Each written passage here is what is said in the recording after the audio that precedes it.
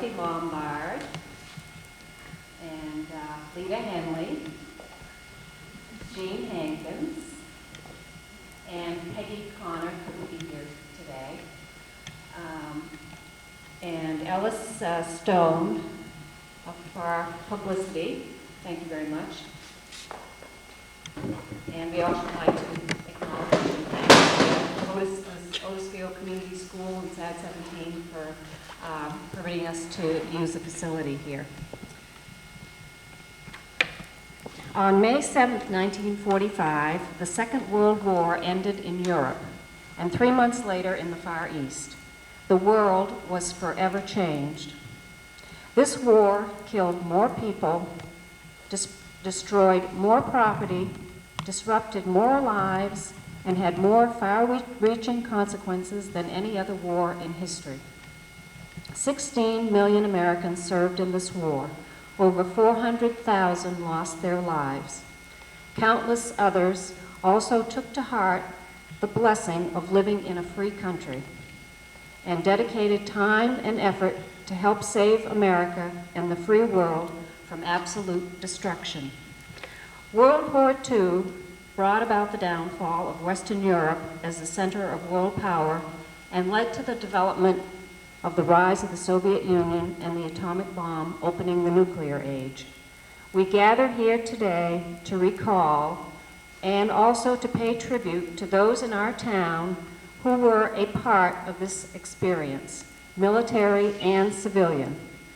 The war affected civilian populations of all fighting nations, and in America, the state of Maine, the town of Otisfield, people rallied behind the war effort.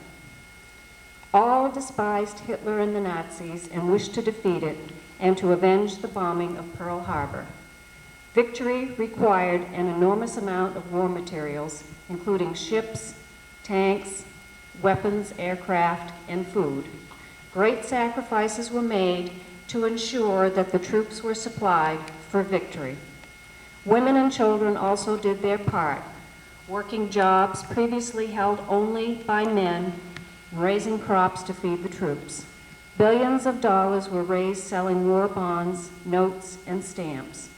A rationing program was established to distribute scarce goods fairly, with families receiving rationing coupons for items such as sugar, meat, butter, and gas.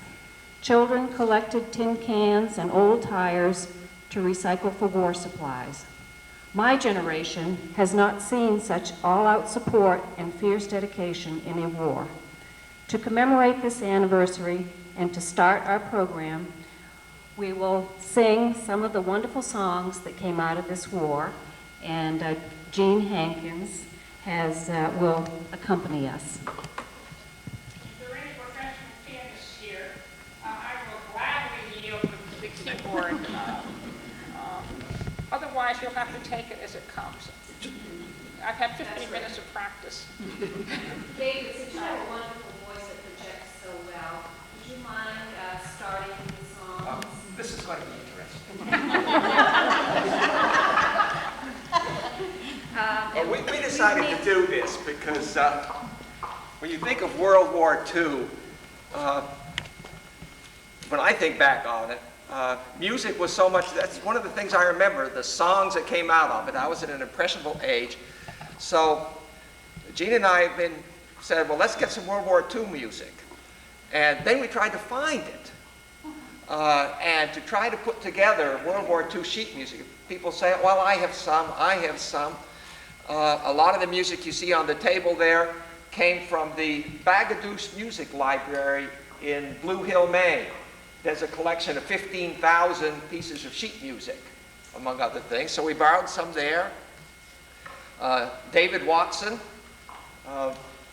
Ellis's son-in-law, who teaches at the War College in Newport, Rhode Island, put their librarian at the War College to work on this, and came up with some more.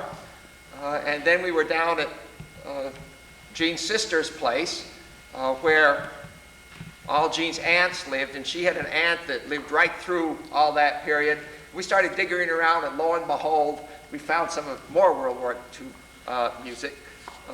You see it, and we put some of it in this book. This is your, you get this for coming today. So take it home with you. I think you're going to recognize some of them. Priscilla Delahanty was going to be here to play for us on the keyboard. She had wonderful plans going. She was going to recreate the Andrews sisters. See, I was supposed to be Laverne. Peggy was, Lita was going to be Maxine. But her daughter had a baby, unfortunately, for us. And so she took off. And so in 15 minutes notice, Gene was, said, you play the keyboard. And a lot of these songs, we'll get going on them, and I think some of you hardly need a keyboard. Most of you, you know these songs. So the music will get us started a bit.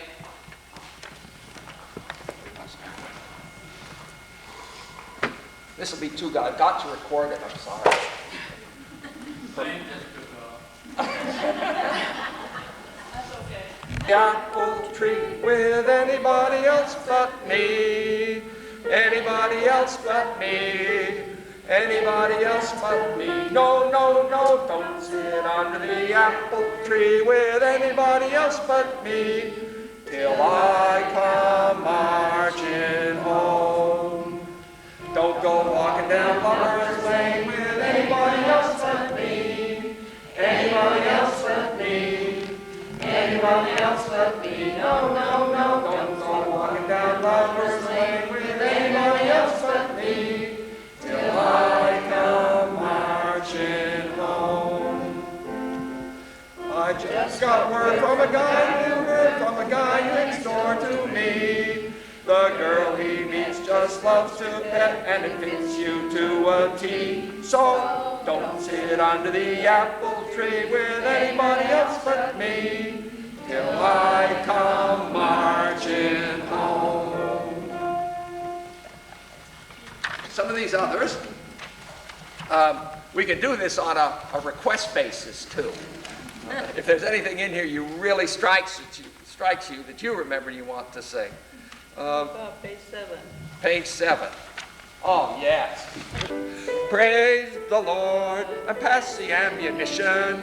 Praise the Lord and pass the ammunition. Praise the Lord and pass the ammunition, and we'll all stay free. Praise the Lord and swing into position. Can't afford to be a politician. Praise the Lord, and we're all between perdition and the deep blue sea. Is that all I'm going to do, or? I don't know the next part. Yeah, that's fine. The other one that was a favorite with me growing up was the next one on page 8. And some of these I don't mind skipping, but some I really want to sing.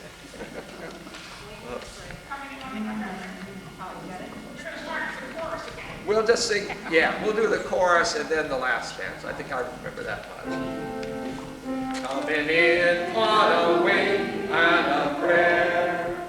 Coming in on a wing and a prayer. Though there's one older gone, we can still carry on. Coming in on a wing and a prayer. What a show, what a fight. Yes, we really hit our target for tonight. How we sing as we limp through the air. Look below, there's our field over there. With our full crew aboard and our trust in the Lord, we're coming in on a wing and a prayer. I like that one. How about Johnny Zero? Johnny Zero. Oh, yeah. Johnny Zero's on page 9.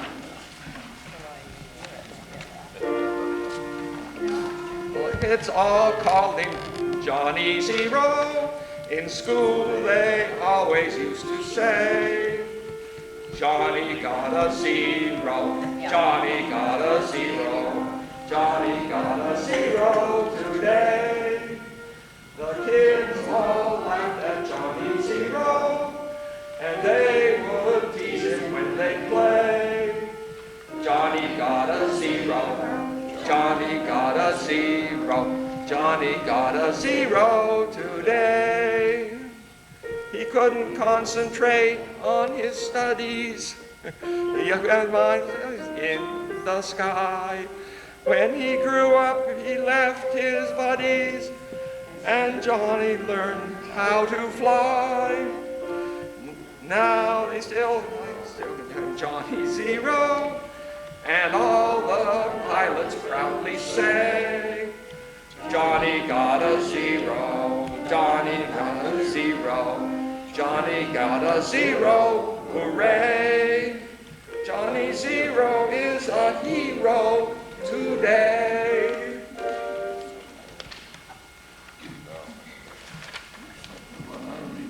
Do you have any particular requests? Page 11. Page 11.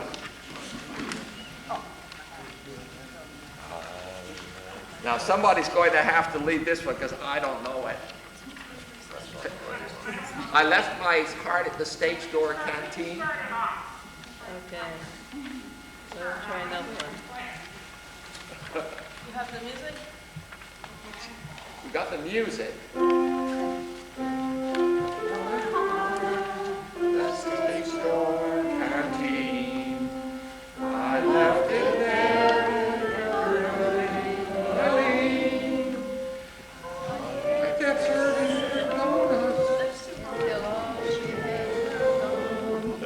I sat there eating donuts till she called. I must go back to the army routine, and every doughboy knows what that will mean. A soldier boy without a heart has 2 strikes on him from the start. My heart's at the stage door canteen. I know Anchor's Away. Can we sing that one? Sure. That's on page 5. Just going to do the chorus on this too. Anchors away, my boys, anchors away. Farewell to college, John will sail at break of day. Though our last night on shore, drink to the foam, until we might once more. Here's wishing you a happy voyage home. Well, 50. Page 50. English. The middle chorus. Oh, The one that everyone follows. there are 2 in here that are non-American. White Cliffs of Dover is English, of course, and Lily Marlene is actually German.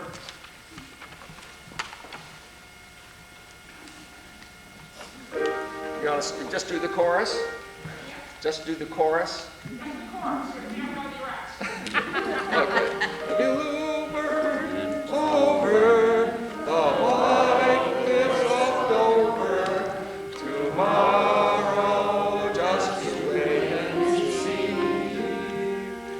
There'll be love and laughter and peace ever after, tomorrow when the world is free.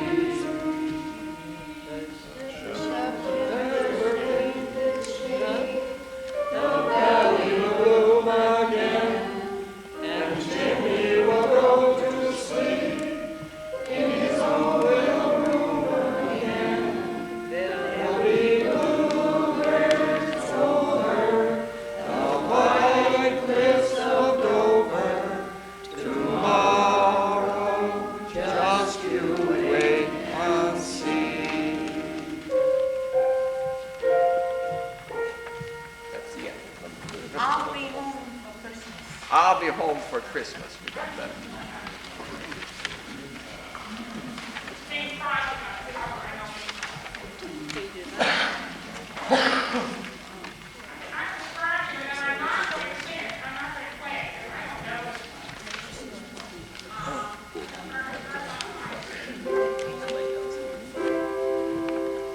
know the chorus.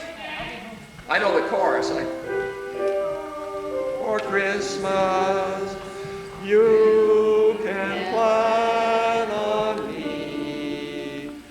Please have snow and mistletoe and presents on the tree.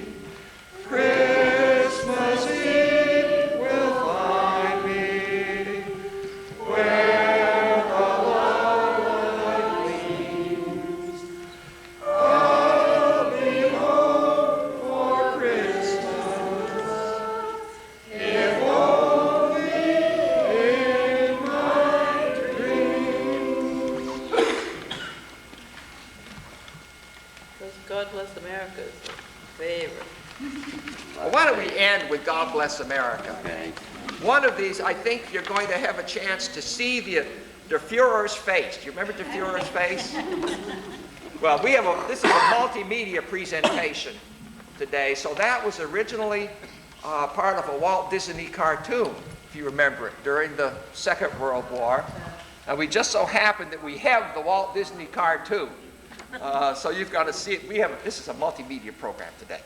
And so we're going to see that cartoon, and if you want to sing along then, that's fine. How about the Army Air Corps now? You want to do one more, and then God Bless America? Do that one and then God Bless America? Okay, she wants to do Army Air Corps. Okay. Yeah, it is a good song.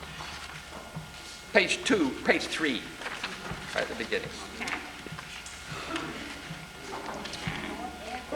Page 3. Into the wild blue yonder, climbing high into the sun. Here they come, zooming to meet our thunder. Adam boys, give her the gun. Down we dive, spouting our flame from under. Off with one hell of a roar. We live in fame, go down in flames. Shout, nothing can stop the Army Air Corps. You hear that? We'll see a football game now. Why don't we end with God Bless America? Which is the one we don't have the music for. But I think the note on this is, you ought to read the note underneath it, because I think it has an interesting history. It really is not a Second World War song. It was written back in 1918. But Irving Berlin cut it out of his show because it was too patriotic. And then 20 years later, Kate Smith discovered it, and Kate Smith, of course, should be here to lead this, not me.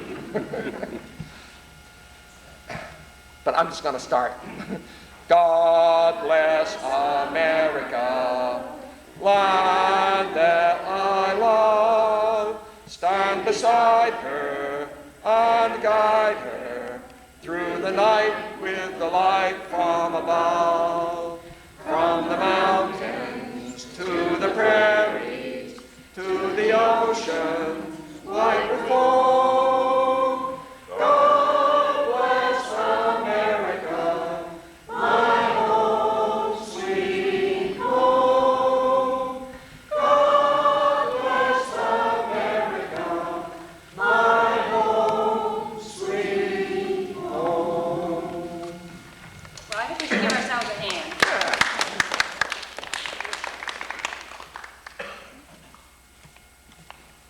David is going to moderate our discussion about we're going to start with the military experiences of World War II. So I'll turn it over to David. Let's do the Marines hymn because we all know that. We're going to go on. Well, you want to do one more? Oh, sure. We'll do one more. We can do one song. more. You never turn down requests. Marine hymn. Let's just do the first stanza of Marine hymn. And we all know it, so we don't need the piano. What page? 6. We'll just do the first stanza. From the halls of Montezuma to the shores of Tripoli, we fight our country's battles on the land as on the sea. First to fight for right and freedom.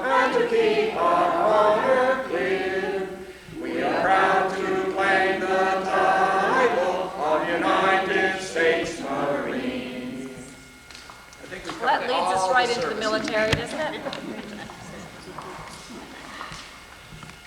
Did we do the caisson song? Did we do that one? Did we do it? Do you want to do it? Okay. We can do the caissons too. We'll have a whack at it. We're having such a good time. Yeah, everybody's singing. Okay, on page 4.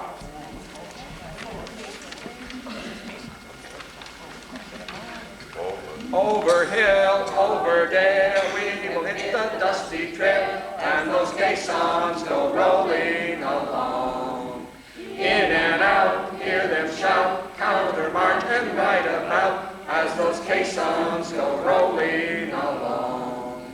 Then it's high, high, he in the field artillery, sound off your numbers loud and strong. Wherever you go, you will always know that those caissons go rolling along. Those caissons go rolling along. I think we've hit just about every one now, except maybe Highland and Fuhrer's face. We'll save that for a minute. Again, I'm not quite sure the order we're doing things in. We've got several things to do. We got a lot of these on tape over there too, if you'd like to hear some of them later. And we are going to have a chance to look at some real World War II propaganda, which is a lot of fun on tape.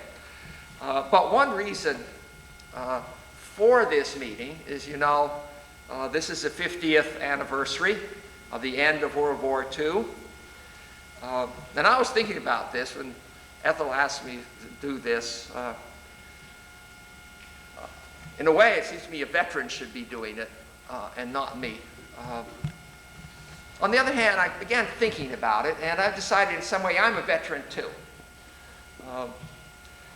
The war ended 50 years ago. I was 5 years old when it began, and I was 10 years old when it ended.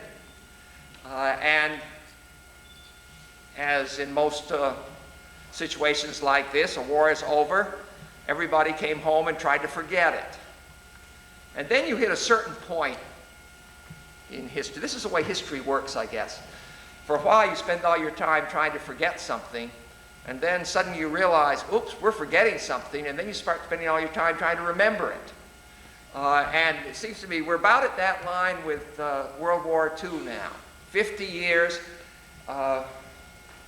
you realize that most people living now have no recollection of World War II. It was before their time. There are a few people, well, many people here that do remember it, and you realize it's time to try to save some of those memories. So what we want to do today, and this is very free form, it takes everybody's cooperation on this, because we have no real agenda for this part of the program, is try to collect some of your memories of World War II, either as a veteran, serving somewhere, or as a civilian who was living on the home front in Otisfield. There's a reason I consider myself a veteran, and I began thinking about this. And I will share 2 incidents first, and then it's everybody else's turn. My recollection of World War II is that I and my friend Vernon Bell, who lived up the street, we fought World War II every day. We would get up in the morning. We were living in Kansas, where my father was teaching then, and we would get up in the morning to go to school, and my parents, the first thing they would do is go out and get the Kansas City Star off the porch and open it up, and on the front page there would always be a map. Remember those maps? With little arrows here, and the battle being fought here and the battle being fought there. And we would go to school, and then we would come home from school, and on the porch, our front porch, we would recreate the battle every day. We would fight the battle.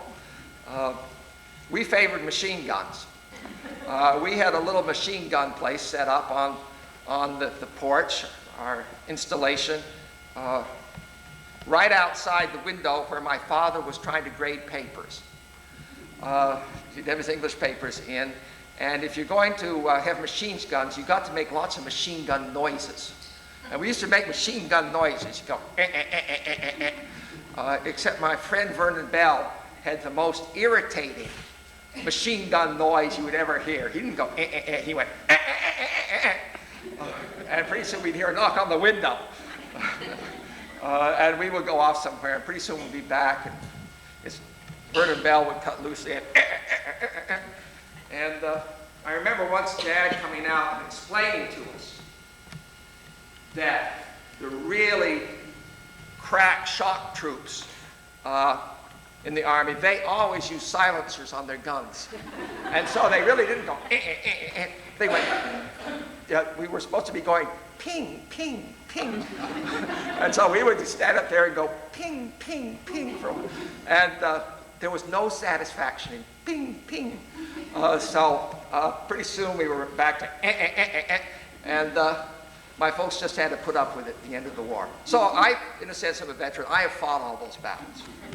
No way. My other recollection is in Otisfield.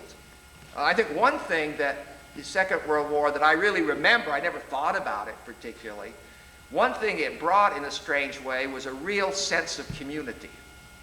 That you really felt your dependence on other people. And we did lots of things to create that sense of community. Remember going to the movies during World War II?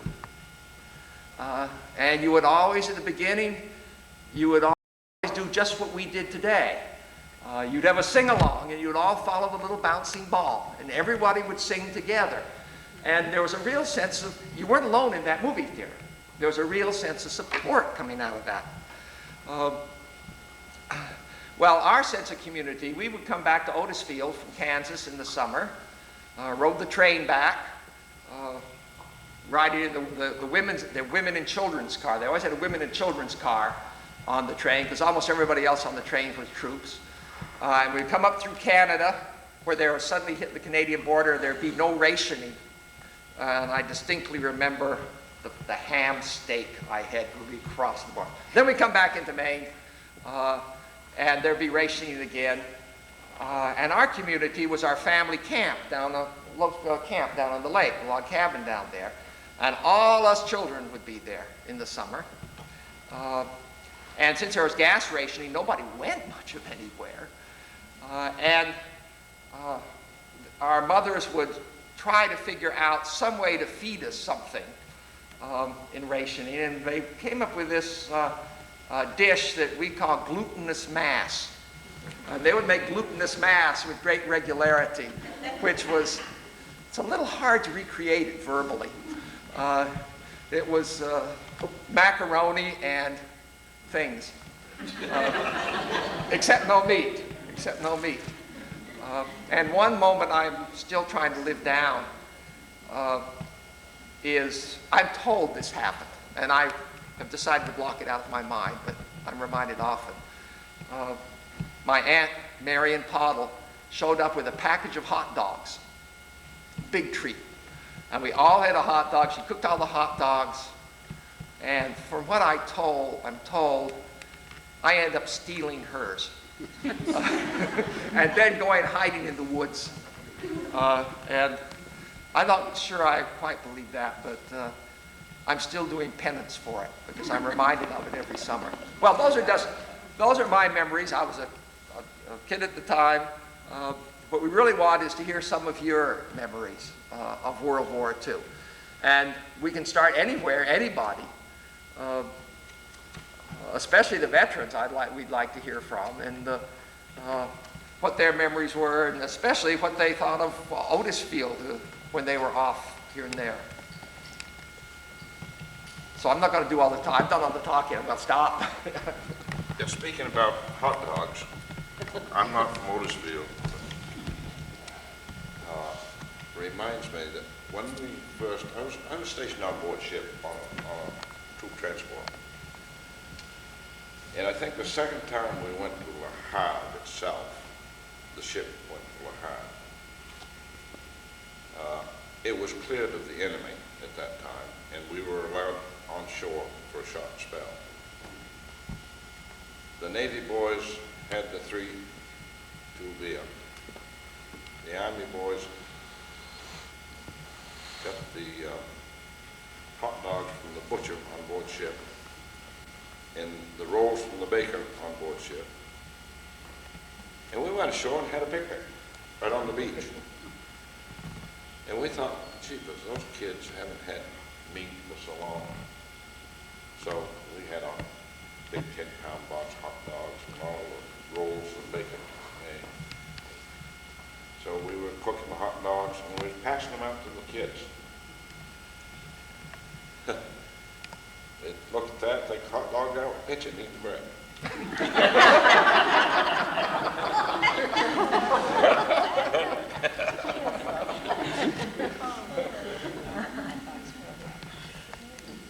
hadn't had bread for so long.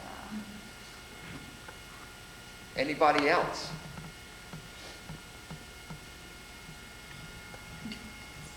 Another thing, I was in the first convoy that went into Cherbourg from the United States. And they had secured that area, and we were allowed on shore for about 3 hours. We had to dress in battle uniform and all that stuff. I was a medic on board the ship, but walking down the sidewalk to go to a USO, those French people would run along and push us off the sidewalk. That didn't seem right to me at that time. That we supposedly had liberated them. And they wouldn't let us walk on the sidewalk.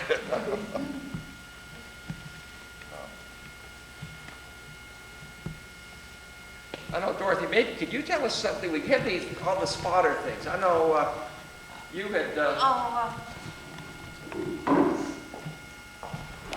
Howard Jackson, you were talking to him, I think.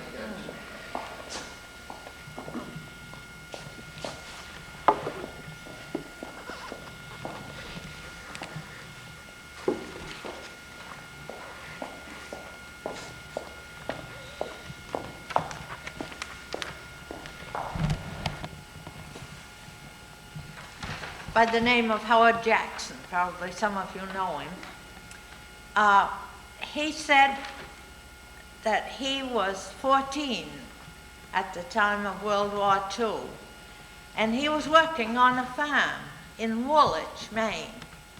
And the people who owned the farm, it was high on a hill, and they were asked to be airplane spotters.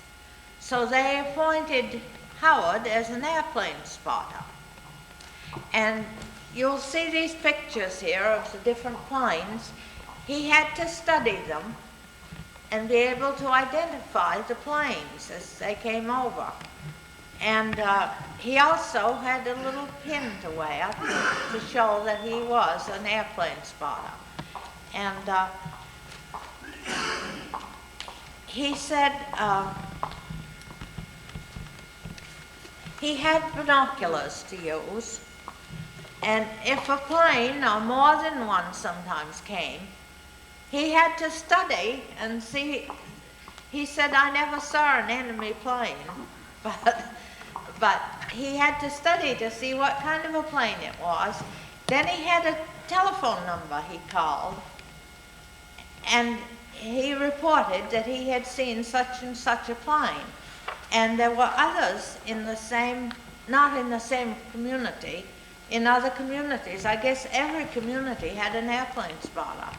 And so they could verify that the plane had, you know, if it went that way, they could say that it had gone by. And they would give the same information as he did if they saw the same plane. He said he did that for a whole year. And he said he enjoyed doing it. He thought it was, you know, he felt that he was contributing to the war effort. And I also, my own experience, I remember my brother, Ralph, who lived up there on the farm, used to go to Bell Hill, and I don't know how often, I can't remember how often he went.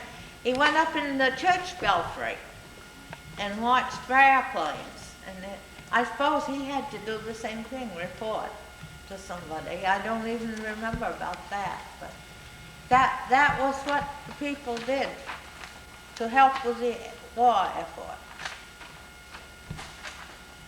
Speaking of, if you recall ground service, I guess, for someone who was, my brother who was blind and another man who was blind logged more hours doing that at night than any other volunteer.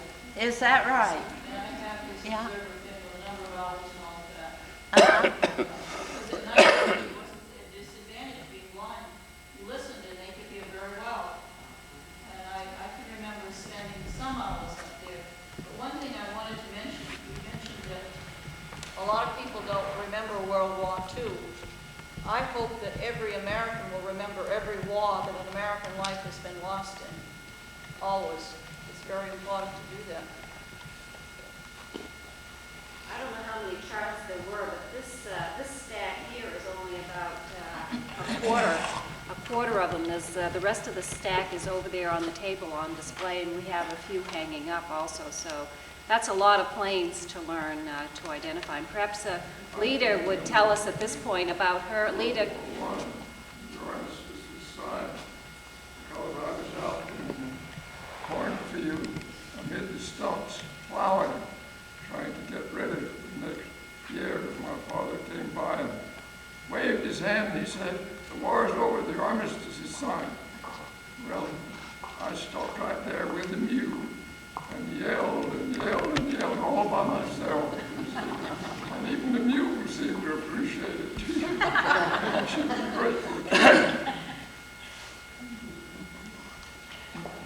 Howard Jackson said he spent a lot of time studying these charts so that he could identify planes, and I guess he got pretty good at it.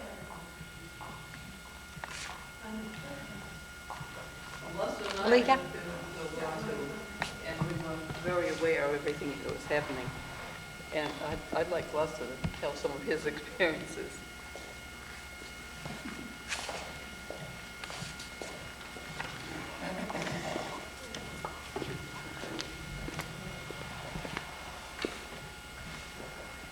First, I might say that I was not a veteran. One February forenoon, it was 35 degrees below zero in the morning, and the noon mail, I got a notice to be at the draft board in Portland at 2 o'clock. In them days, all I had was an old Chevy truck and no heater or anything. And that was Portland. So I made it and sat before 3 men there for a while.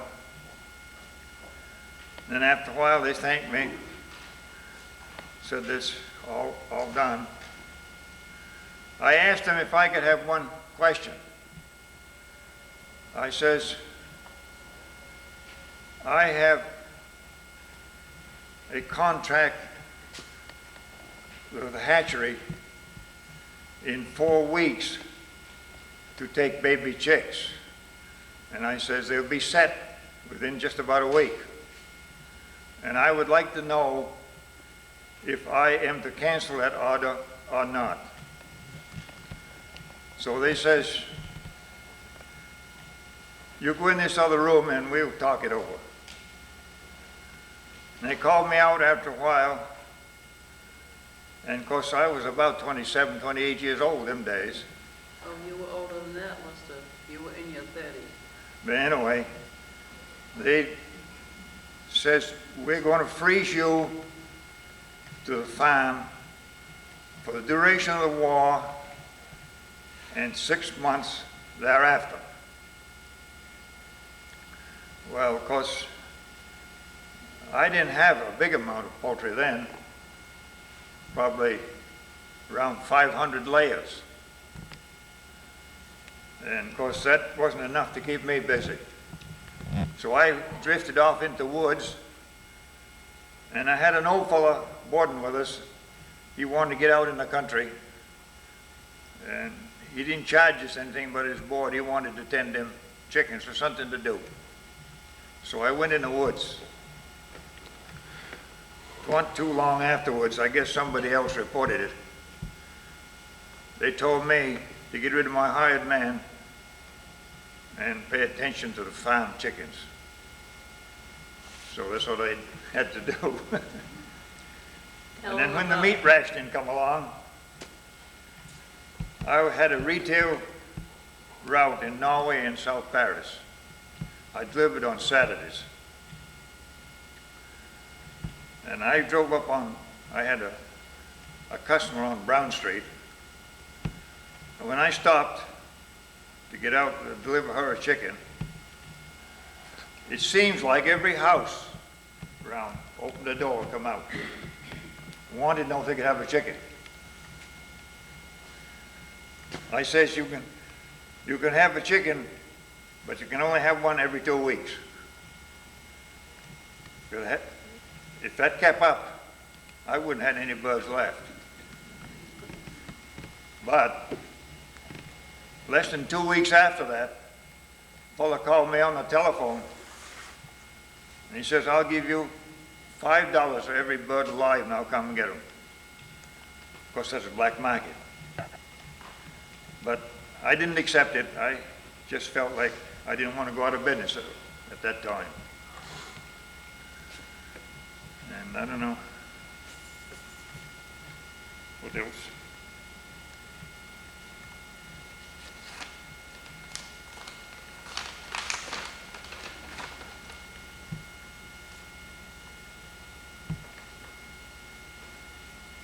I guess that's pretty nearly what stood out. Of course, there's a lot of things, minor things that stand out in our life. But Tell them about having the grain come in bags that were flowers and things on it. well, of course, that ain't really do with the war. But of course, I hauled grain. I used to haul 5 ton again from Parsons Brothers in Auburn.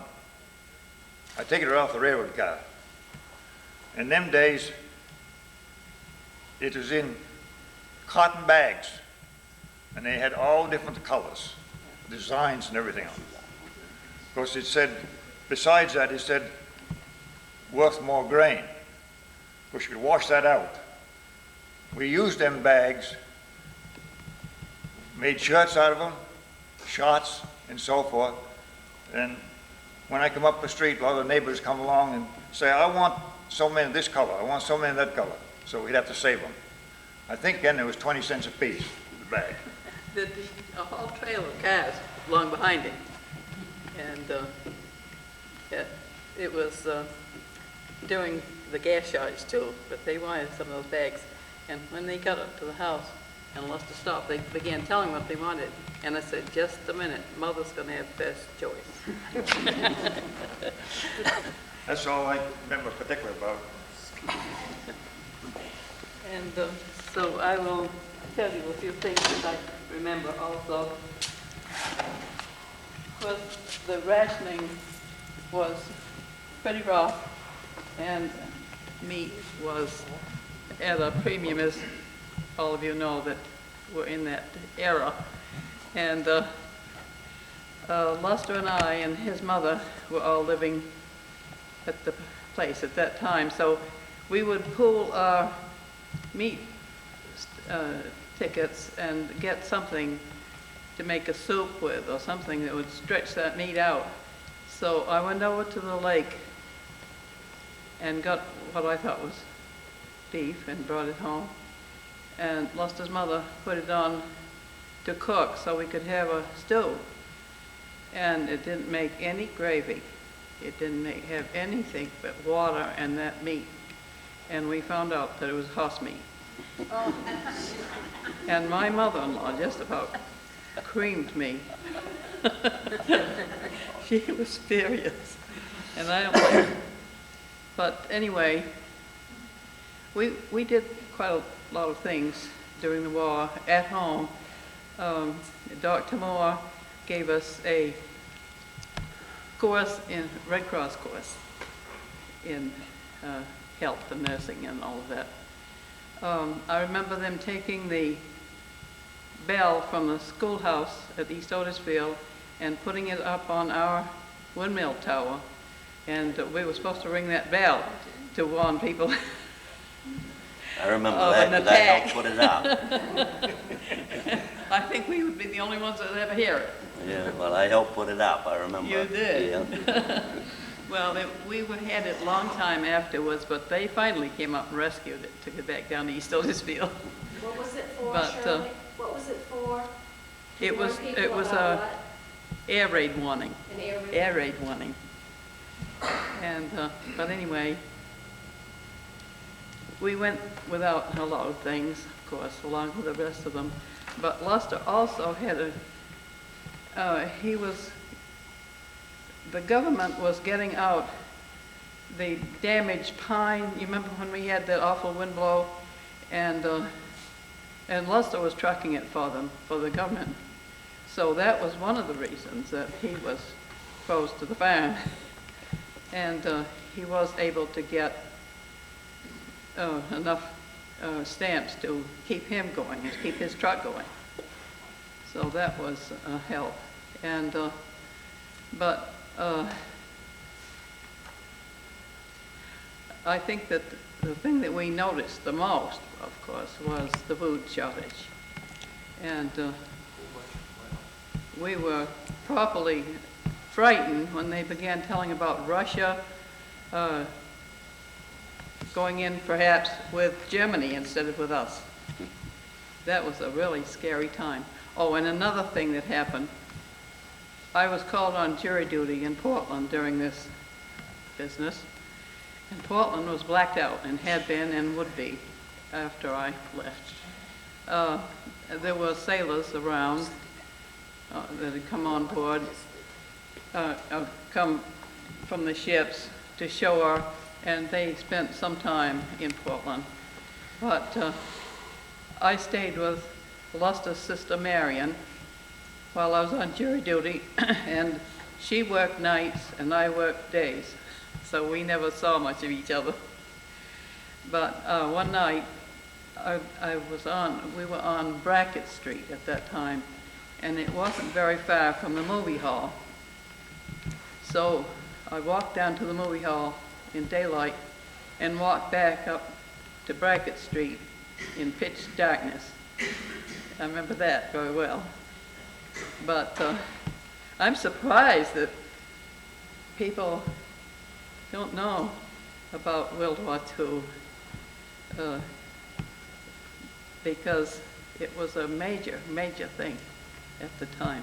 And it's just by the grace of God that England wasn't entirely wiped out and the United States wasn't bombed all up and down the coast, at least. They caught the German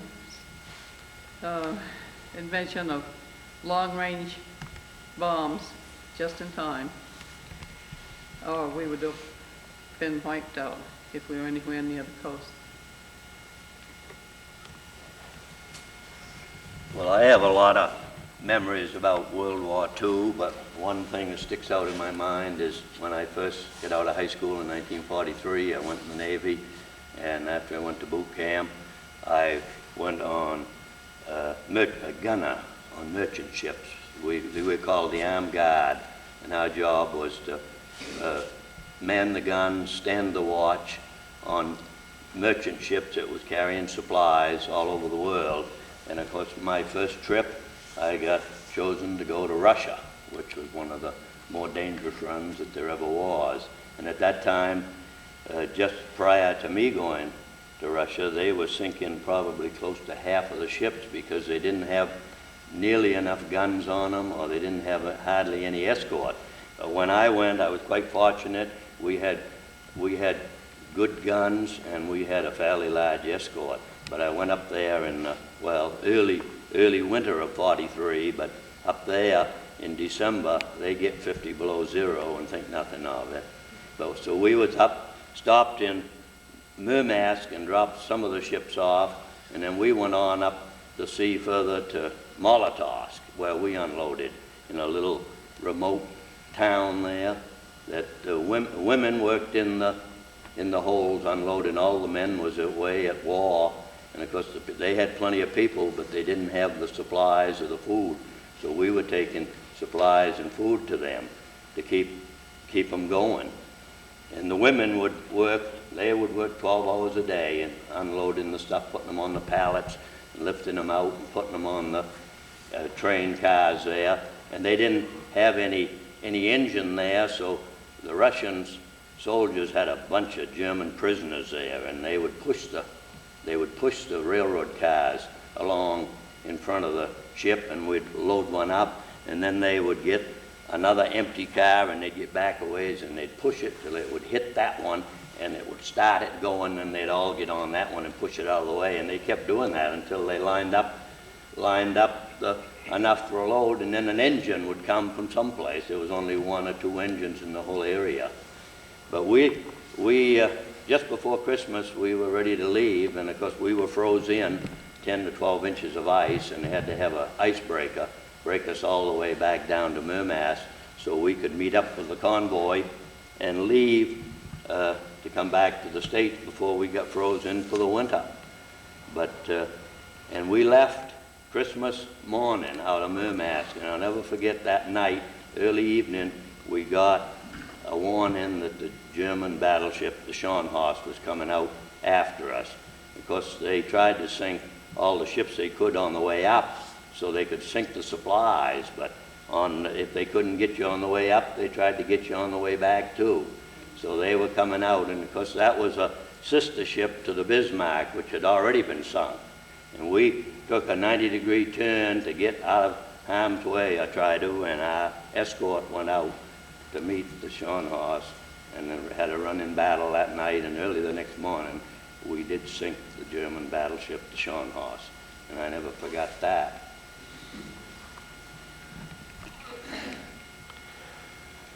Given a medal a year or two ago by the Russian government. I read Yeah, in the anyone that paper. went up to Russia, Yeah. they gave me it was given to me and signed by Boris Yeltsin.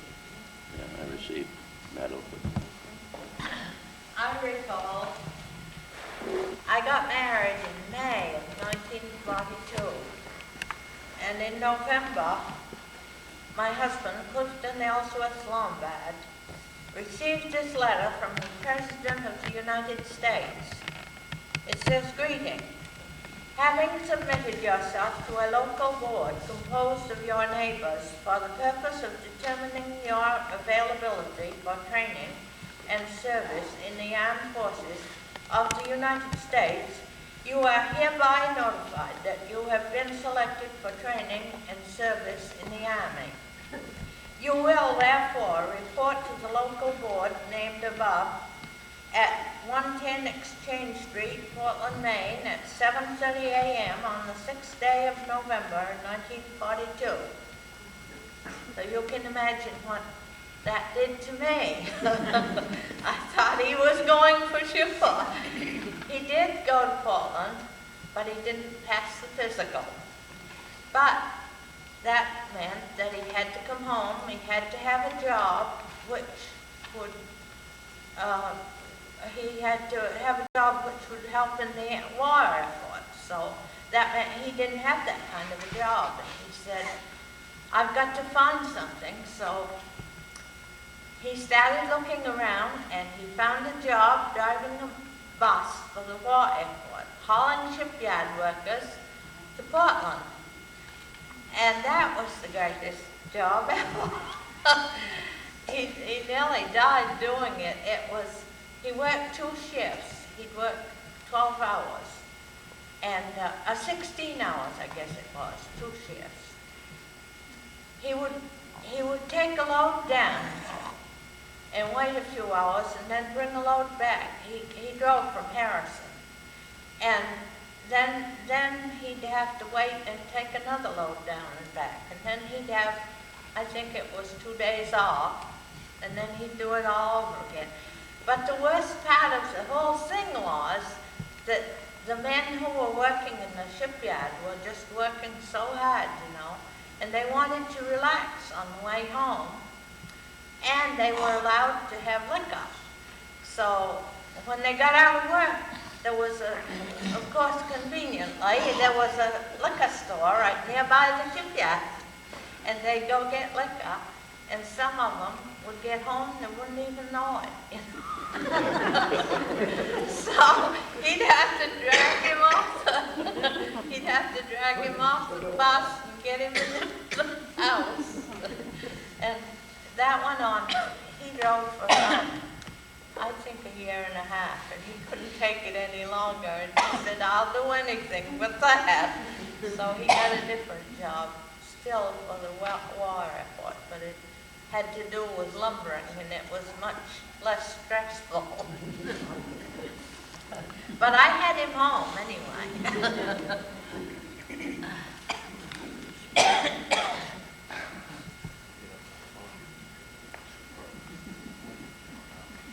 As all of you know,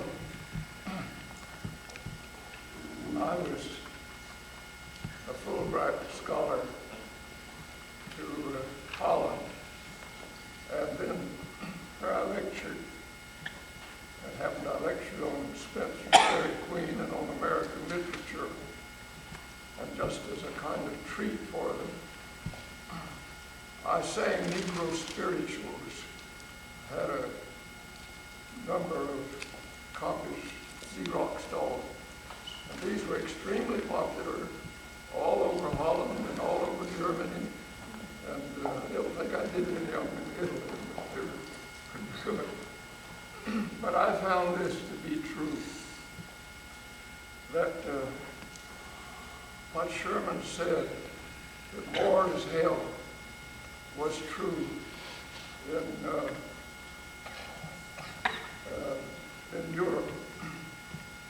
One day when we were walking out in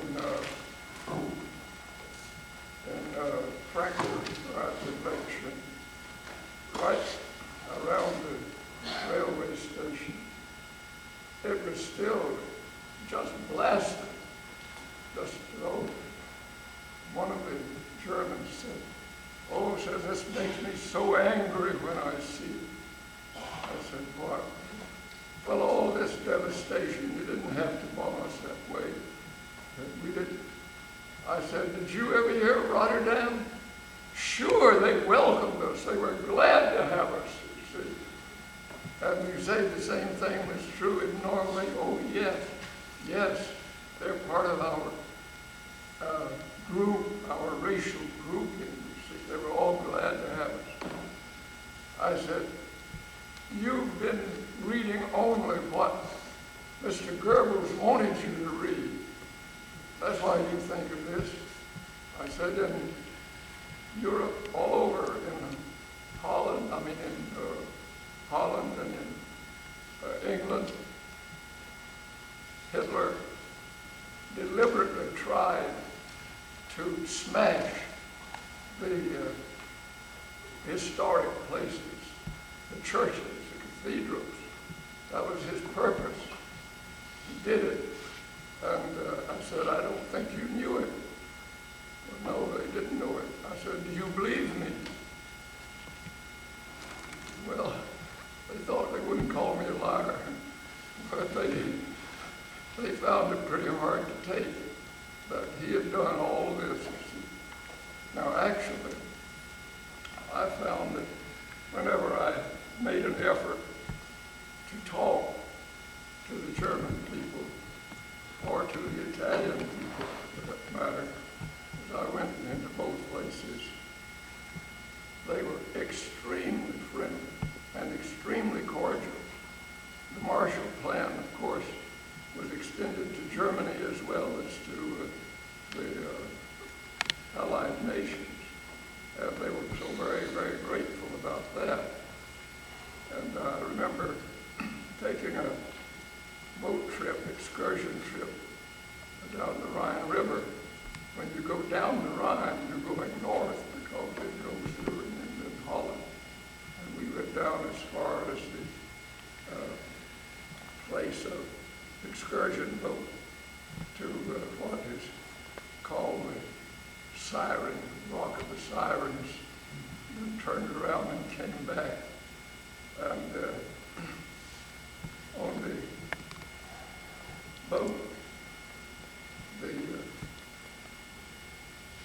must admit, the most disorderly and the worst acting visitors were the Americans. They, a group of them get together and they would pay no attention to anybody else. See, take up all the seats they could. And I remember the German family they couldn't speak much German. I mean, English, just a little. But I could speak just a little German. And so we managed to kind of at least understand each other. And then I got up to go upstairs. And, well, actually, I had to go to the bathroom and came back. And somebody had taken my seat. And the other German family said, "You've got to get out." This was his seat. Well, I said, "No." I said, "How far do you go?" Well, they said, "We're going to get off up at a half hour." And I said, "Well, you just stay here, and then they'll hold a seat for me when you get back." They did, and that night it was very rainy. So they got off the boat and helped me all the way up, showed me the way to my hotel, and were extremely cordial. And I found this to be true in Italy. I was riding with an American soldier, sergeant, and we came to one of these carriages, the kind they have in Europe. And they have just the aisle on one side and then long carriages inside that hold at least 4 people. And there was one woman who was sitting there. She was a very rich woman, very rich furs, and she had a pet dog. And she put the pet dog in her side. People were standing up. Well, I didn't object to standing up. I was a man, but there were a number of people, including 3 American school teachers, elderly people, and they couldn't have a seat anywhere. And so when we got in, I said to the sergeant, "Let's give these ladies our seats." And he said, "Sure." And he got up and bowed to the ladies. And then I said to the woman, "Now, can't you let the dog?" They said, "No, I paid for 2 seats, and I'm going to have 2 seats." And one of the Italians said, "She's a liar.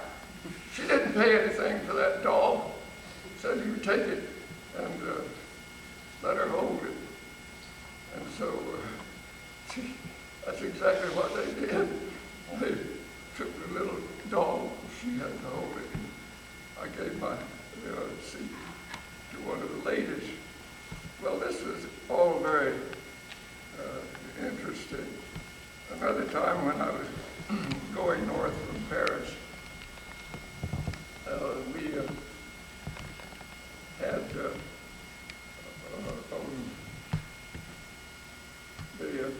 place, a Dutch family. It was the first time we'd been over.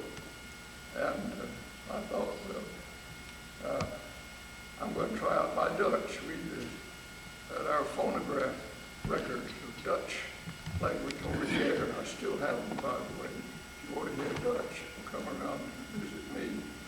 And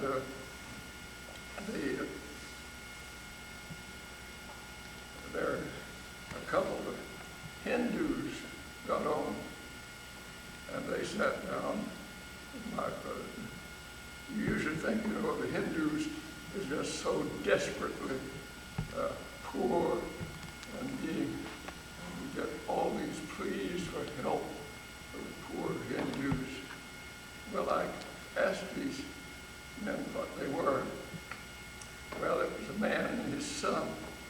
and they were diamond merchants. And they had a valise that was full of uncut diamonds. And they didn't dare reveal it to anybody.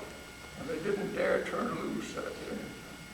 And but they told me, of course, being from India, they could speak English. So I said, well, you sit down there with me, and when we get to the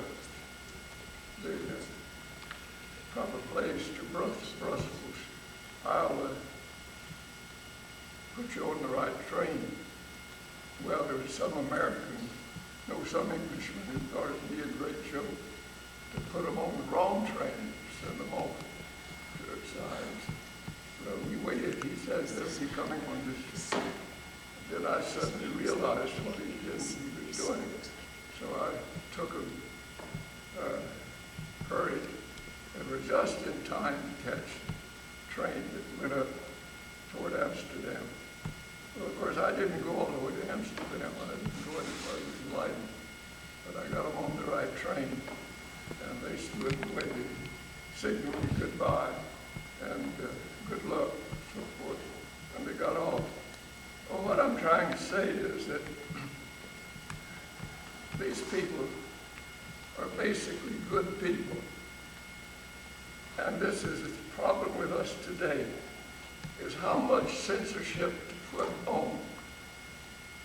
Just we saw Rodney King get beaten by the police, and he wrecked Los Angeles because one spectator happened to catch it, and then they put that on the film. And how much was it? They figured it's up in at least the millions, if not the billions, the riot they had. Well, I saw Rodney King. It looked as though he'd beaten well. I think he did have a cracked rib, but he wasn't hurt nearly as bad as I'd been falling down my attic stairs. And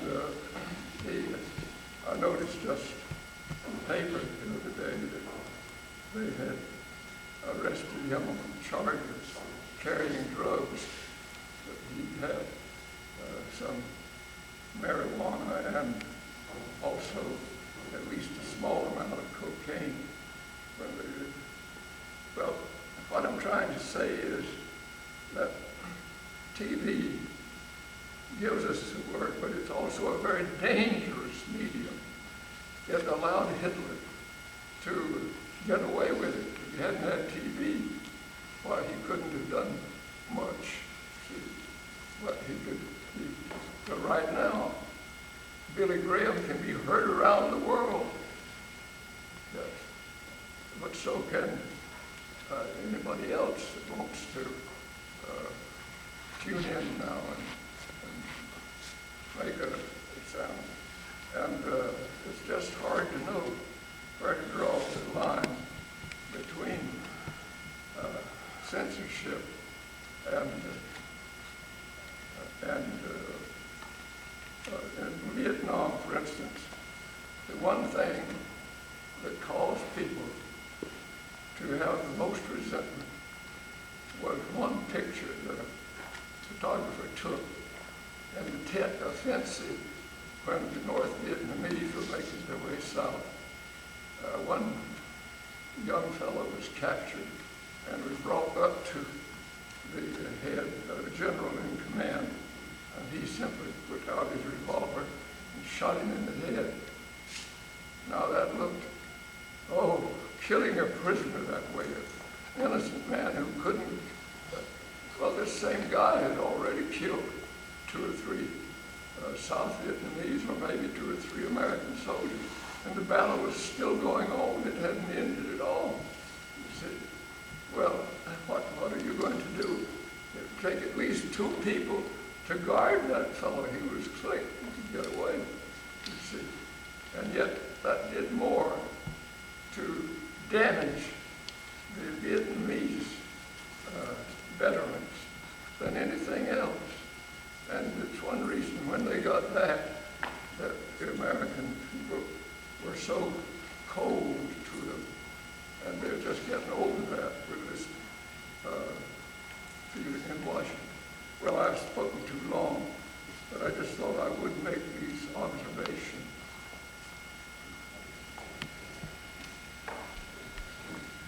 Lita, you had something there that went with these plane spotters. You ought to tell people what it is so they can look at it. Well, it's a little different. First of all, let me explain. I was an Army brat. I was 7 when the war started, and I spent my early years in Georgia, Florida, Alabama, and Mississippi. The other thing I need to mention right now is that in Alabama anyway, when I went down, the Civil War was still being fought very much. So we had 2 fronts. The people were unfriendly, they were cold, and you could be surprised what little kids could devise to do to the only Yankee kid in school. So there were a lot of interesting things that went on. The reason for this book, there are 2 things. Through no fault of their own, Alabama at that time and most of Mississippi didn't have the money for very much education. School teachers were barely able to get out of school themselves. We had books that were never opened. But they did the best they could, which brings me to this book. My father was a smoker during those years, and he smoked Wings cigarettes. And on every carton of Wings cigarettes was a little airplane card. And I have 3 complete sets. Now, these planes were all of the U.S., all of the British planes, and a few of the commercial ones. My teachers thought, wouldn't this be an interesting thing for social studies? It gave them something to study. So in the 3rd grade, our little 3rd grade class never opened an English book. We had very little math of any kind. We had a book and we'd look at it sometimes, but the answers were in the back. But all of us could identify every U.S., every British plane, most of the German planes, and most of the Japanese planes. And we could stand up and take a diagram and explain things that I have no idea what they are now, what the ailerons were and which part of the plane did this or that or the other. And this is what we did for most of the 3rd grade. Which is a little bit different from some other war experiences. I too remember the ration books and going to the store and getting meat from my mother when we could and things like that. But this was just a little bit different. These little cards actually, someday I guess they're going to be valuable, but they're interesting. On the back of them it tells exactly what the plane is, how fast it could go, and for those that are not too conversant with them, looking at some of these little planes that say attack plane or bomber, and then think of what you see in the skies now, even for commercial planes, and look at the difference in that short a time. They'll be up on the table if anybody's interested. I was a native South Carolinian. Maybe they were nicer in South Carolina. My wife, Billy Bottle Hankins, knew more about it in a way than I did because when she finished Colby, at 25, she promptly volunteered and went down and taught for 2 years at Spelman College. They needed it. So she knew a good deal more about the Negro girls, at least, than I did.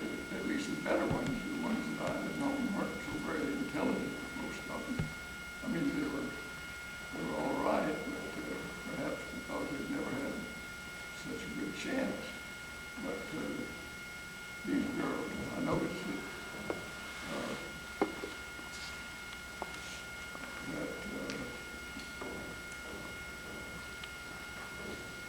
Ethel's got something there that I think is really interesting.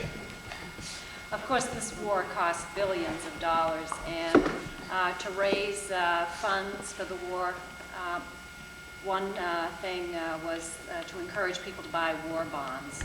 And so the banks gave out, and this is one item the banks gave out. You recognize this face, of course, this piggy bank. And on the top it says, "Save for victory, make him squeal." When I was growing Massachusetts, we had pin cushions with either Hitler's rear end or Tojo's face. I'm not sure which. And I'm sure there were lots of those around. And also, the other thing we did in our family, I was telling someone else, during the beginning of the war, of course, there were lots of naval Japanese victories, which were very upsetting. I was very young, and my sister was 2 years older. Whenever there was a Japanese victory, we were allowed to, our parents allowed us to take one piece of Japanese china and smash it.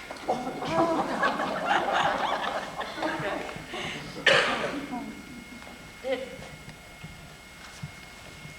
you notice this week in the paper some child had worn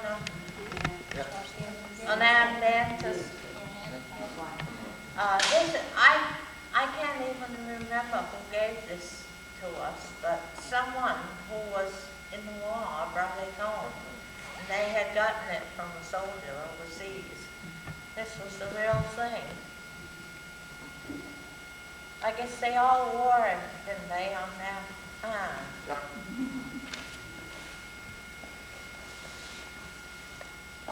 I hope Eve is going to tell us what's in his box over there before we finish.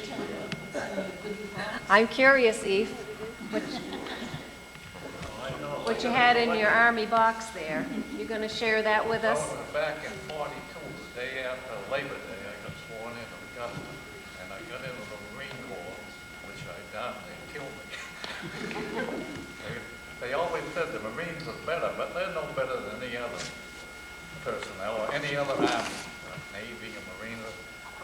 But we went from there, we went to Paris Island, and we got through boot camp. We went to the New River Rifle Range, and then we got transferred to Camp Elliott. And that was all happened before the 1st of November. From September, we didn't get much training. And we got to Camp Elliott, and we got all our 782 gears, and they shipped us out. A big convoy going to the South Pacific. And we were 21 days on board. And we landed in American Samoa. Went down over the side of the deep light. It was full packed rifles. And we stayed there and got regrouped. So I went over with the 22nd Marines. That was a heavy machine gun and mortar outfit. We got on that island, and of course it was a rainy season, so I got friendly with this fellow, George Taffy. We all knew buddy. We were 27 years old. We were older, most of the kids. They were just 18, 19. And we got over there, and so they had what they, Carlton Raiders. Taffy said, let's get out of these kids' outfit. We'll get in a good outfit. So we went up top of the captain. He looked at us. I can't take you. You're too old. You won't last 2 days. Oh, yes, off we went. 2 days later, halfway up the mountain, mid pouring rain, we sat on a log. And Lieutenant told us, we quit. We can't make it. So we went back to our old outfit. And then I got transferred from there down to the 2nd Defense. That was a shore battery. That was, I had the 155, old French gun. Every time you fired them, the worst part of it was, the first few shots, you didn't duck the bullets, you ducked coconuts. They come off the trees for miles around. And then from there, I got transferred over to Wallet Island. That was a French island. And I joined the 8th Defense. That was an anti-aircraft outfit, 90 millimeter. We stayed there, then we loaded. We've been there about 2 months. They loaded on LST. And while I was there, I got to be battery truck driver. They had a big 10-wheeler. So we spent a couple of nights, all night long, loading the LST. We shipped off, and we went over to Kerala. Over that, went up in it was a Gilbert Marshall campaign. And we got out there. We were way out. I don't know. We were probably about the 20th wave. And they wiped out the first 4 wave coming in. And we got ready to get in there. They gave us orders to go to Apamama.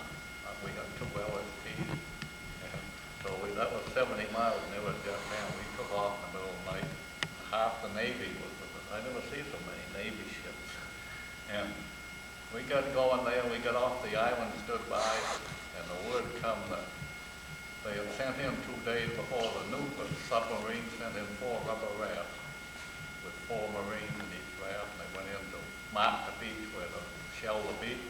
They thought there was going to be a lot of Japs on it. And so we got sitting out there, come to find out when they landed, this old native come on, they said, there's only 1 battalion of Marines on here. They're down the other end of the island. So they signaled back, and this lieutenant there said, we want to take this island, see if we can get it. So they went out on patrol the next day, and they run into a Jap patrol, and they got 3 out of 4. And the one got away and went back to the Jap. They had it pretty well armed there, so they said, well, we'll sit them out a while, see what happens. So a couple of days later, this old native come back and said, there's no more Japs. What happened? He said, well, they all committed herring-carry. They saw so many ships out there, so we went ashore there. We stayed there for probably about 3 months. And we had the 95th Seabees with us, and in a week they had the Corsair fighters landed. In 2 weeks they had B-24s and B-25 landed, and then we were bombing from there. And we set up our battery right along the edge of the runway. We had 4 guns in our outfit, but that's quite a complicated outfit. But we stayed there, then we been out about 18 months, and we got shipped back to Honolulu to regroup. And I stayed on the rear echelon back at Altamar in the Army before. When I got back to Honolulu, they was already shipped out to Okinawa. When I got back there, I got on the ship, and all of a sudden I had malaria, and I was elephantitis got me finally. So they turned me in the hospital. I went to the IEA Naval Hospital. Then from there, I come home on the hospital ship to Bolton Naval Hospital. And when I got back there, I had a 30-day leave. I got it, and from there they sent me to Klamath Fall Rowing. I was there about 3 months, and then I could get it transferred anywhere I wanted in the United States coming out. So I took Brunswick Naval Air Station, done guard duty. I was down there about a month, and they shipped me back to Camp Pendleton. When I got back there, I got in that group that said the 31st Casualty Group. I looked at that ain't too hot. But we kept going on Liberty, and I come home one weekend, and the war had just ended. They said, you're supposed to I wanted to transfer it, get out at Pendleton, but they made me go to New River, North Carolina. I got a discharge there and come home. So I'm lucky to get back, but it was something else. You don't never forget the things. And the old outfit, I was the 22nd, we was over to the punch bowl, and we went off on Haven named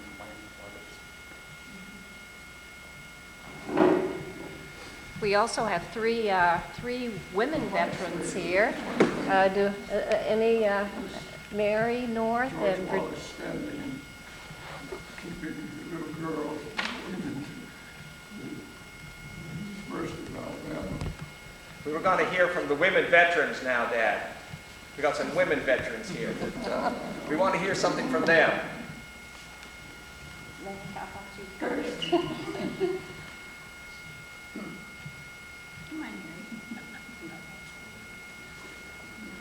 I'm just curious what am I correct that all women veterans, they're all volunteers, right? Yeah. This ran similar problem for South Carolina. And my friend Donald Russell was governor of South Carolina at that time. And he didn't want any repetition of this. And they picked out a very nice Negro boy from a place near my home in Buds. Can we hear from the women veterans, Dad? Because we were trying to talk about the women's veterans here for just a minute. Please. Well, Virginia, we were both at Hunter College first. We volunteered for the Waves, and I was sent out to Iowa and went to Yeoman School out there, and then went on to Chicago and became editor of a naval newspaper for the radar schools there in Chicago. But I do remember when you said you went to Hunter. My first experience in New York City, having come from Michigan. And there were a group of us, and we decided to go into the city, and we had just learned to salute. And we were supposed to salute any officer we saw. And we saw all these mounted policemen in their blue uniforms in the parade, and we thought they were admirals. There were an awful lot of admirals on the loose in New York City, and we would stop and salute them all. We learned, but...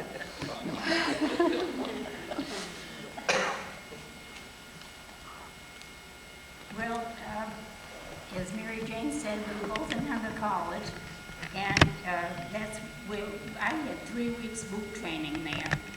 And they discovered I had mechanical ability that I didn't know about, and so I ended up being an aviation machinist mate. And they sent, I went to Memphis, Tennessee for 6 months training, and the girls had the same type of training that the men had, and the old chiefs there really didn't like to see us coming in to change airplane tires. Some lost a tooth, and of course we did get sort of beat up, but we stuck it out, and we did. We graduated, and then I went to Pensacola. That's where at the Air Force Base, and I was at Ellison Field, and what I did was service airplanes and send them out. The training pilots would come and take the plane, sign the yellow sheet, and then when they came back, we'd have to catch the plane and direct them in and so get it ready to go out again. But 2 rather memorable things happened. When I was at Hunter College, I was in a choral group there, and one day we went into Central Park, and Frank Sinatra was there, and we sang the Frank Sinatra. So, and then when we were in Pensacola, a big plane came in one day, and Margaret Chase Smith and some other members of her committee, which were all ladies, landed at the field, and of course that caused quite a lot of excitement. And so she asked if there was anyone from Maine, and so my buddies all pushed me right up by Margaret Chase Smith, and she said she knew my family. I guess probably she did. They were Republicans. But anyway, there's a picture over there of Margaret Chase Smith at Pensacola, and I think it's rather apropos where she has just passed away. That's on the People table. remember her. Over there. Mary, it's your turn. Oh, dear, oh dear.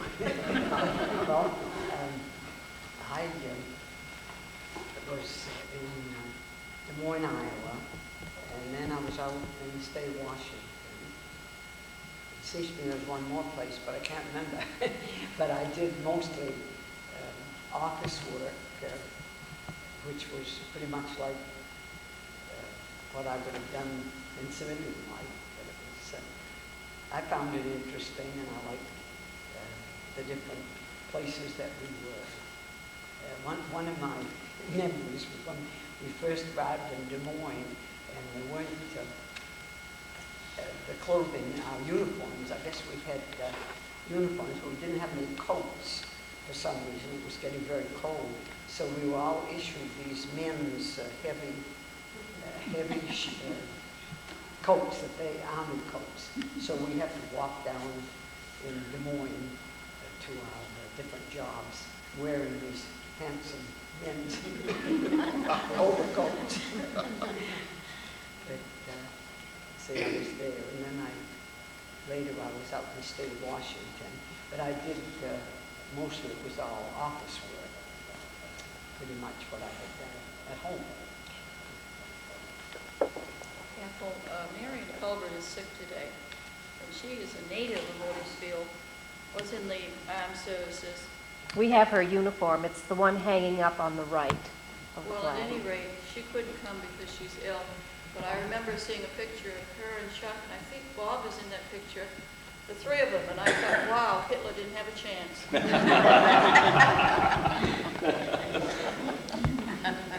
Well, one other thing I always felt a little guilty about when I used to get letters from home from my mother saying how everything was rationed, sugar and meat and gas and everything. Because I knew when I was in boot camp what Navy chow was, and then after I got out of the armed guard, I went in the Pacific on another ship, and I know Navy chow was all right. It was good for you, but it sometimes didn't taste too good. But when I was in the armed guard on the merchant ships, the merchant people fed us. We had our own mess hall. We had 2 mess boys. We ordered off on the menu every meal we got. We got 2 or 3 choices of meat and potatoes and vegetables. In the morning, we had eggs cooked to order. We had ham, bacon, or sausage, whatever we wanted. All the milk and fruit and stuff we had. And we had a huge refrigerator, and it was always full of every kind of cold cut you could imagine, cheese and bread and drinks and milk and coffee. And I used to feel when I'd hear about how that people wouldn't have anything, we had so much, we had more than we could eat. But I really enjoyed it. Should have been the army. They said you lived for 3 weeks on coconuts and pineapple. That's all they had. The Navy couldn't get the food in. I was in the Army, but I lived like he did. You was a We had our own mess hall, our own little kitchen down in the hospital, and the merchant marine butcher would keep it supplied with meat. We had it made. We ate in china dishes all the time. Well, there's something probably a lot of people didn't know, and I used to irk me some. When we were coming into port, we were going into port when we was on a merchant ship, I have actually seen them lug meat and stuff and throw it over the side so that when we get into port, we'd get more fresh meat. I've seen them throw whole hindquarters of beef and stuff, throw it over the side before we get into port. And then when they get into port, we'd get all new fresh supplies. I mean, a lot of people didn't realize that, but it was a lot of waste, I'll tell you. Yeah, just one thing. I made 17 round trips across the Atlantic, and I was home back in this country about every month, 2 or 3 times not, but most of the time back in this country about every month. And as I said, I was a medic on board on troop transport. When I was overseas, I would take somebody else's turn as CQ in the hospital while we was over there. So that when we come back from the States, they would do the same for me. And just as soon as we hit port, I'd head home on a 2-day pass or a weekend pass or a Class A badge. But speaking of the meat and stuff, my folks would save their stamps to make sure that they had meat when I got home. And you know, I would much rather have cold cuts because we had chicken, we had beef, we had pork, and we had goulash too. But Dorothy Lombard they could have used those and points. Lita Henley.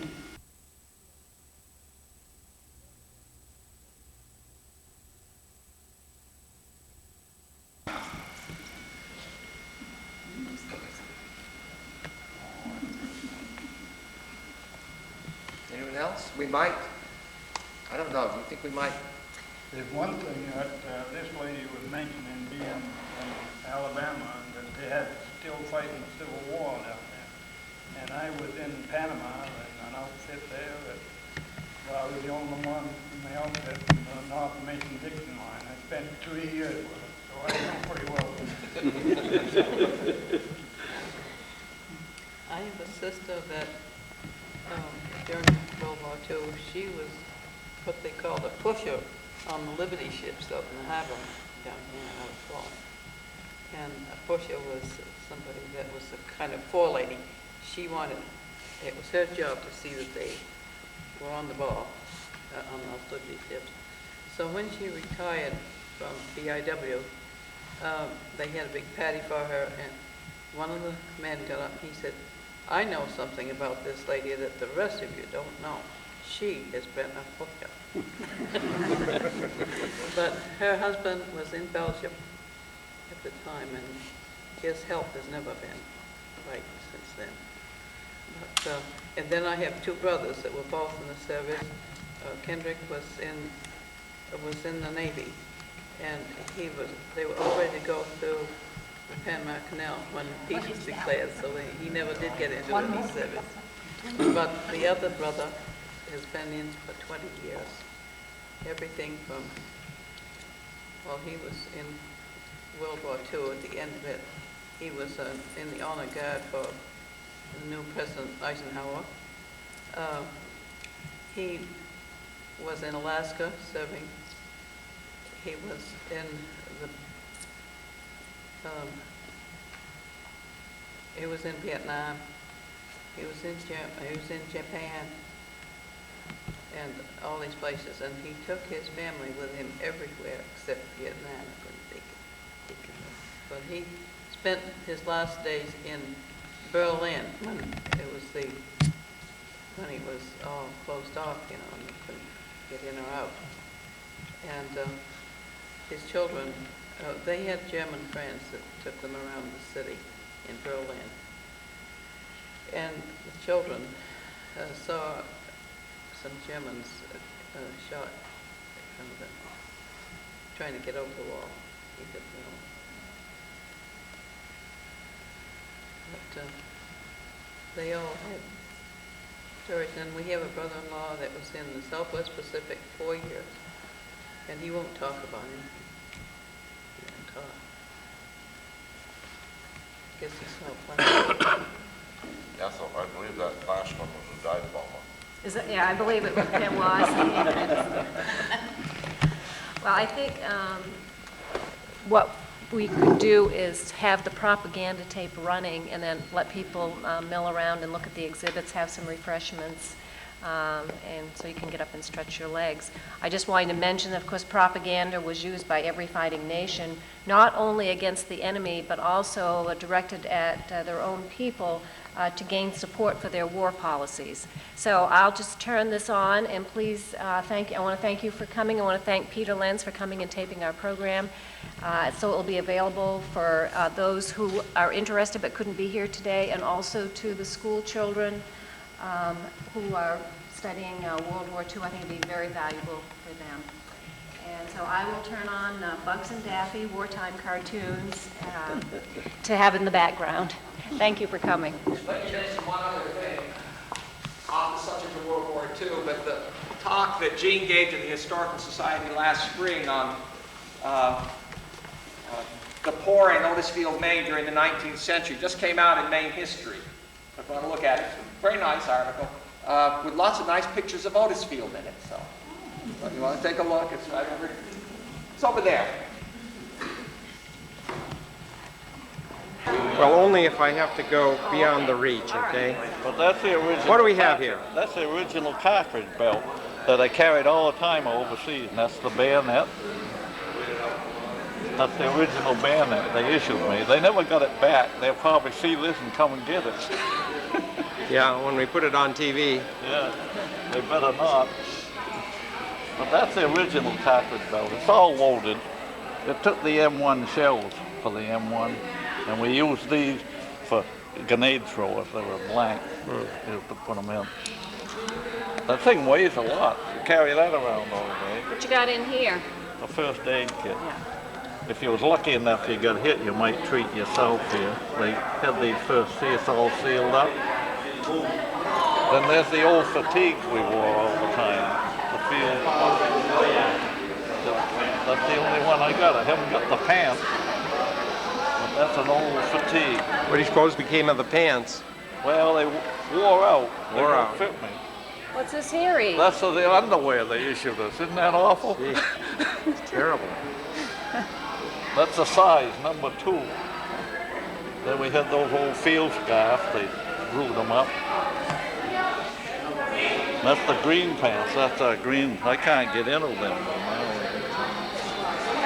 The green ones. You fit into them now, Eve? No, they won't fit me. They won't? Well, that's a good Well, one. this is a different style hat. Yeah, that's the, That, you wore that with the when you green. parade. You wore that in the green. Do you have the jacket here? Yeah, I got the old jacket, but that's a new one. I never wore it. That was an issue too.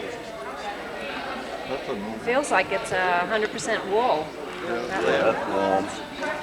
Here's a little wine. That's your winter uniform. And that's your summer one. Oh, there's another style hat. Yeah, Well, you that have goes all- on the all cover here. You styles. could change covers. Oh, I see. Put a different cover on the same Then you cap. had these for the summer. Oh, the khaki pants. That's your summer uniform. The khaki. But I had a lot of gear I kept. But then that's all the mail. I kind of kept that. That's mostly the cards from the boys. George sent me these. He was about 3 years old when I was overseas. Well, I was one of the only married guys, I guess, in our outfit. Oh, you was an old duffer, 27, 28. I was only 18. That's the old So football. now, where was this box kept with all your stuff in when it? you was in stateside, it kept foot of your bunk. Bunk, yeah. Yeah, there was a tree And in here. where was it when you were overseas? Well, we didn't have them. We had sea bags. Oh, I see. Canvas bags. See, there's the sea bag right there. See the line of them? We're shipping out Paris Island to New River. Well, of course, that's what I've said right along when I was in the Navy. Yeah, we lived out of the sea bag more than you did the lockup. When I was in boot camp, we slept. Well, you in a see how hammock. your mail got mixed up? Barracks. I never caught up The with hammock it. was up. But the worst part over there, you never knew where you were. You never knew where you were? No, you knew you was out in the South Pacific. Every night. Somewhere. In this book, it tells us where I was. Oh, yeah. That's a wonderful thing to read about the whole war. It gave you the European war and what the Japs was Right doing. down under everybody, if anybody was in the bed, to give you That got you that. Then they would